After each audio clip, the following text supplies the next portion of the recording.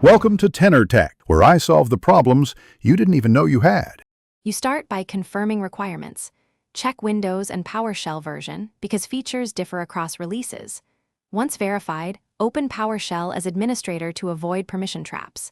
Next, run Get Execution Policy to see current restrictions. Note the scope.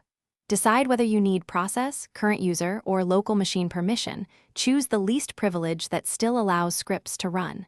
This prevents exposing the system. Meanwhile, prepare the script file path and digital signature info if your environment enforces signed scripts. You now change the policy carefully. For a persistent but safer setting, run Set Execution Policy, Remote Signed Scope Current User. This allows local scripts and signed remote scripts. Once done, for a temporary test, use Set Execution Policy Bypass Scope process, which expires when the window closes. If automating, include force to suppress prompts and capture the previous policy to a log. Make sure to validate by running Get Execution Policy list afterward, so you can confirm the effective policy at each scope.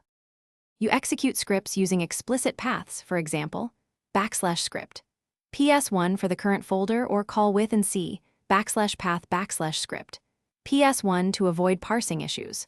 For production, sign scripts using a code signing certificate. This prevents tampering and satisfies remote signed or all signed policies. Once done, make sure Group Policy or App Locker didn't override your setting, and inspect antivirus logs if a script is blocked. If you still fail, revert changes and reapply step by step while watching event logs for the root cause. Thanks for watching. Subscribe to keep your life in tune.